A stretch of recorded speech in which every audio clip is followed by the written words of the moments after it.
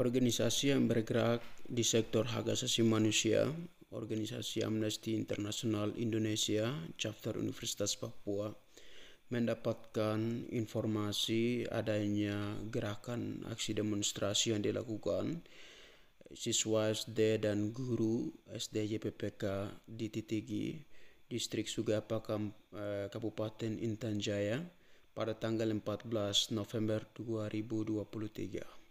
Aksi demonstrasi ini memiliki alasan sebagai respon terhadap ada satu insiden yang sudah terjadi seminggu sebelumnya.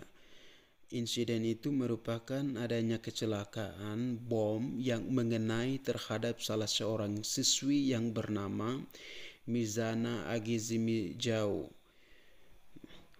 Selain itu, merespon ini juga mereka mengalami satu kondisi traumatis yang ikut memberikan dampak terhadap keamanan keadaan pendidikan di tempat itu.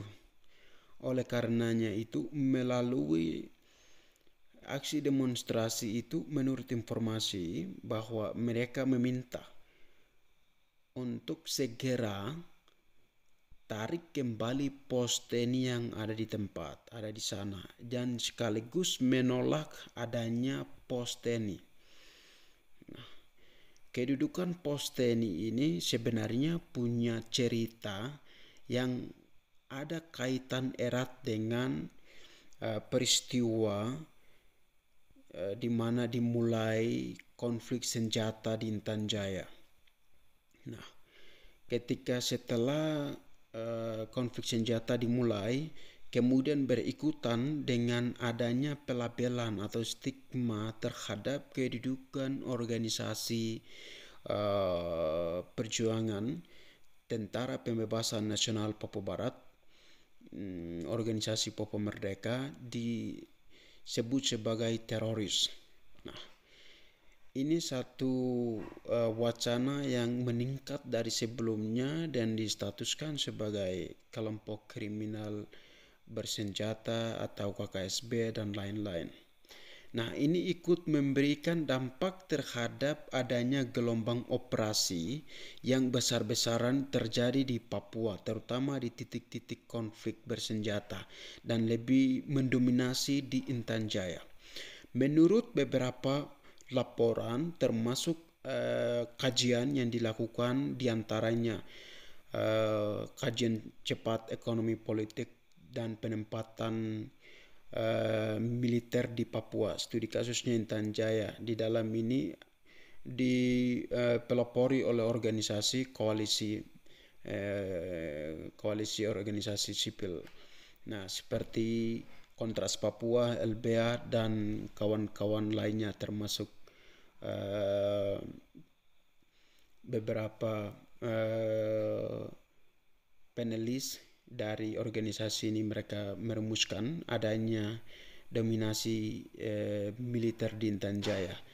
Terlepas dari itu, termasuk Amnesty International Indonesia juga sudah mencatat adanya perkembangan pos-pos TNI yang dibandingkan dengan sebelum ada operasi.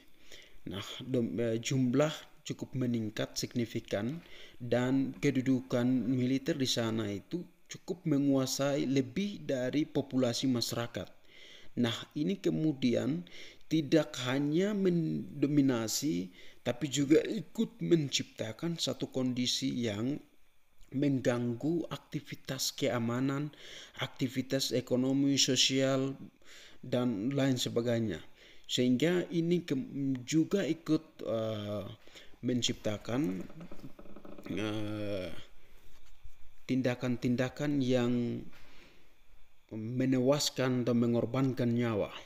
Setidaknya dari kajian tadi, termasuk Amnesty International Indonesia juga mencatat berbagai insiden pembunuhan, kekerasan, kemudian adanya pembatasan terhadap aktivitas sipil di sana. Juga termasuk kajian cepat tadi menunjukkan adanya pembunuhan atau penembakan terhadap masyarakat sipil, kemudian TNI Polri juga TPNPB yang hari ini sedang mereka berkontak senjata. Nah, ini satu insiden lain yang saya juga mendapatkan melalui bertemu dengan pihak gereja di Intan Jaya, kemudian ada pemuda adat dari Intan Jaya, salah satunya saya sebut dengan nama samaran Otis. Otis ini merupakan salah seorang masyarakat pemuda adat yang memiliki kedudukan dan memiliki Gunung Bula. Gunung Bula itu sebagai salah satu wilayah rencana konsesi tambang lanjutan dari perusahaan yang mau masuk yang disebut dengan wilayah Blok Wabu. Nah, dia sudah menempati di tempat itu dan dia menyaksikan adanya keadaan dominasi militer, bahkan sampai sama seperti insiden kecelakaan bom tadi, mungkin tipenya berbeda. Otis ini punya adiknya juga mendapatkan penembakan yang disasar langsung dari peluru menurut keterangannya itu TNI yang waktu itu datang, di mana adiknya ada 2 orang bersama temannya, mereka ke kebun untuk mengambil makanan, dan makanan itu saat mereka memasuki kebun ternyata di sana sudah mendapatkan adanya TNI yang sedang menjaga dan menewaskan mereka 2, tetapi satu masih bisa hidup dan melakukan perjalanan atau bebas dari pengejaran TNI, dan kemudian dia bisa mendapatkan orang tua dan memberikan keterangan itu kepada orang tuanya. Dan mereka adalah siswa salah satu sekolah di tempat itu. Nah, keterangan ini yang saya pikir serupa juga kemudian terjadi di belakangan hari, seperti adanya penembakan terhadap anak-anak. Misalnya ketika ada kontak senjata antara TNI dan TPNPB, itu peluru menyasar terhadap anak, dan ini saling menuding pelakunya sebagai TNI Polri atau juga kepada TPNPB. Nah, kasus ini masih hari ini sedang berlangsung, menunjukkan dengan adanya dominasi militer yang sampai hari ini belum ada penarikan kembali. Kedudukan militer di Intan Jaya ini menurut undang-undang yang berlaku di Indonesia, karena Indonesia ini menganut hukum sebagai panglima tertinggi yang harus mengatasi seluruh kasus-kasus di Indonesia. Nah, untuk itu kalau kita mengacu kepada undang-undang negara, undang-undang yang memuat tentang operasi-operasi militer atau yang dominasi militer di Papua ataupun di tempat-tempat lain, sebenarnya dia bertentangan seperti yang tertulis di dalam pasal 1 angka 11 Peraturan Presiden nomor 66 tahun 2009 tentang susunan organisasi Tentara Nasional Indonesia. Kemudian keputusan Presiden disetujui semacam ini, diperintahkan juga keputusan Presiden itu harus disetujui oleh DPR RI terkait dengan TNI dan penggunaan kekuatan TNI sesuai dengan ketentuan pasal 17, pasal 18, pasal 19, dan pasal 20 Undang-Undang nomor 34 tahun 2004 tentang TNI. Nah, namun penerjunan ini terus-menerus dilakukan tanpa melalui proses hukum. Prosedur hukum, maksud saya prosedur hukum. Nah, inilah kemudian disebutkan oleh kajian cepat tadi ekonomi politik dan penempatan militer di Papua. Disebut sebagai ilegal. Kedudukan TNI di Intan Jaya ini ilegal karena tidak melalui proses hukum sesuai dengan peraturan yang berlaku. Nah, kemudian kalau kondisi ini kita melihat dengan keadaan pendidikan di Intan Jaya. Pada saat dimulai konflik, aktivitas pendidikan di Intan Jaya mogok, termasuk SD YPPK Titigi. Karena menurut informasi yang saya dapat ketika saya menemui pihak gereja, terutama pastor yang menangani itu adalah Pastor Benjamin Magai, dia menyampaikan bahwa di sana aktivitas mogok. Akhirnya siswa-siswa yang terlantar itu dia mulai mengakomodir dan melakukan pendidikan darurat di Nabire. Sekaligus dia berupaya untuk bagaimana siswa-siswa yang terutama yang sudah ada di tingkat kelas 6 itu mereka harus mendapatkan ujian. Dan itu dilakukan dengan dua pendekatan. Satu, dua orang itu mereka kembali ke sana, yang lain itu mereka ujian di luar dari kelas. Nah, kemudian siswa yang lain ikut terlantar dan tidak mendapatkan aktivitas. Aktivitas itu mogok, aktivitas pendidikan. Akhirnya mereka kemudian setelah beberapa waktu ke belakang, tahun ke belakang ini, mereka kembali dan memulai kembali aktifkan oleh pastor-pastor sama kemudian dibantu dengan guru-guru di sana. Sementara mereka dalam kondisi yang nyaman berjalan, insiden mulai ada ketika bukan kelecehan tapi pelecehan, kecelakaan bom tadi itu, kecelakaan bom.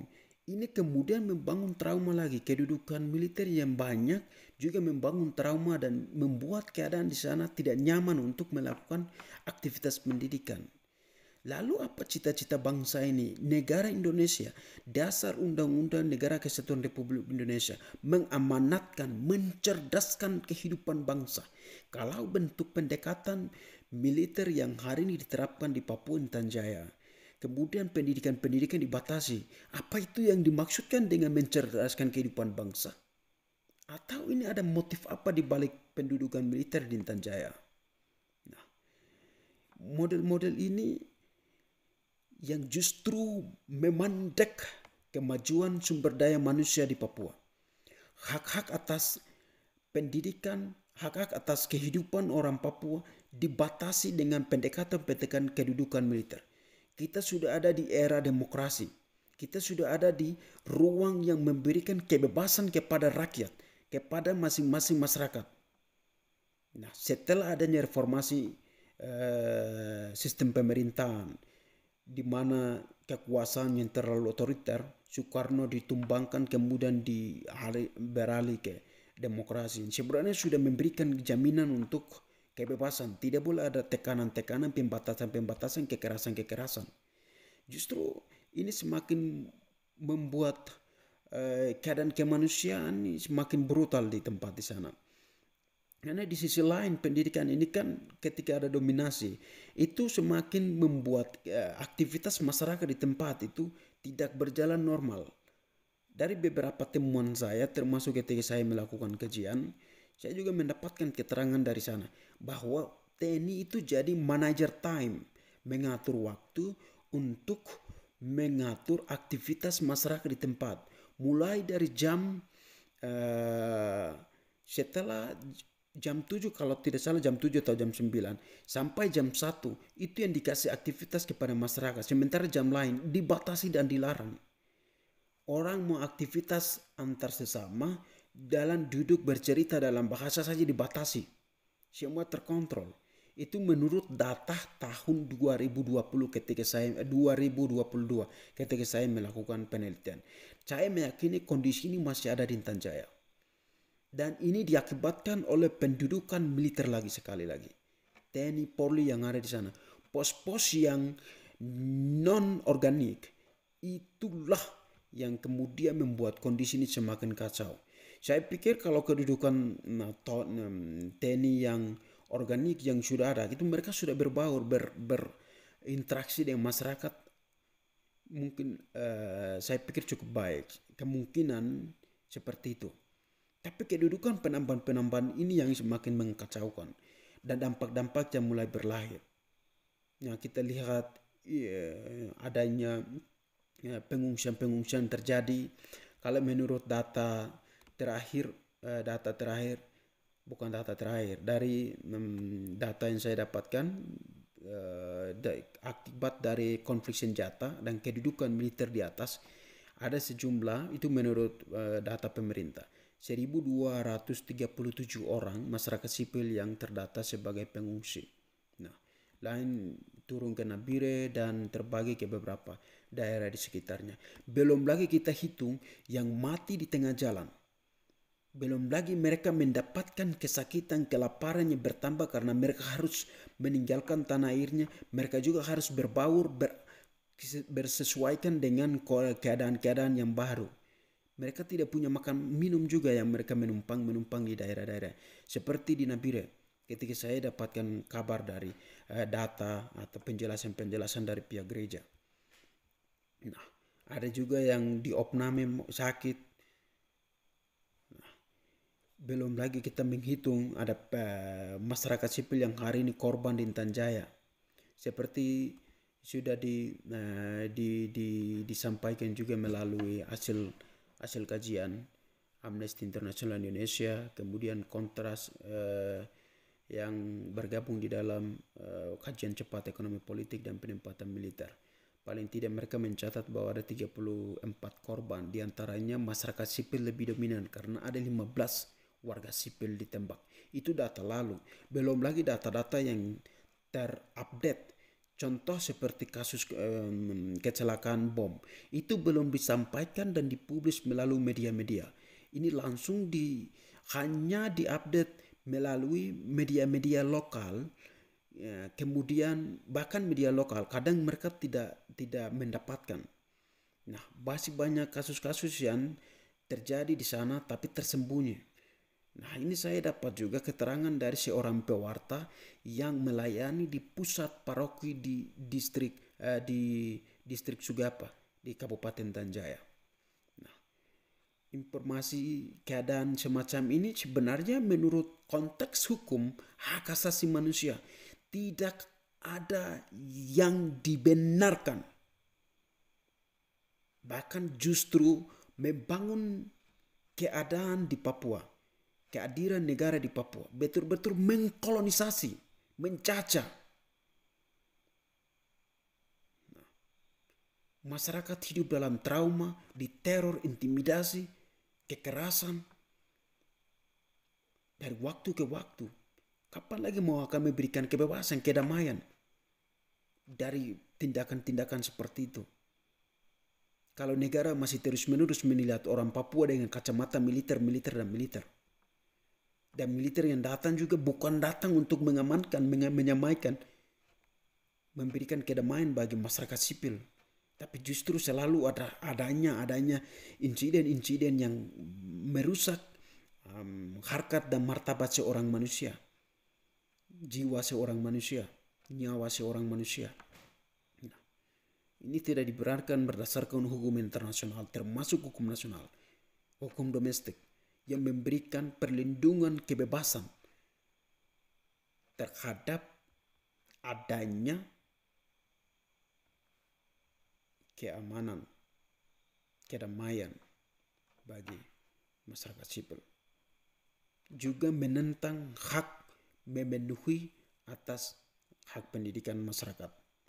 Anak-anak SD yang tadi dibunuh, bukan dibunuh, tapi tadi dikecelakan kan oleh bom itu. Oleh karena itu secara organisasi kami Amnesty International Indonesia melalui chapter Universitas Papua melalui ini disampaikan pos-pos TNI Polri yang non-organik dan menduduki di Intan Jaya, yang mendominasi di Intan Jaya, segera dicabut. Tidak ada faedahnya bagi kedudukan masyarakat sipil di atas. Hanya merusak keamanan di Intan Jaya. Oleh karena itu sekali lagi tarik kembali, menolak kedudukan TNI non-organik yang hanya menciptakan kebrutalan, buram terhadap nilai-nilai kemanusiaan di Intan Jaya.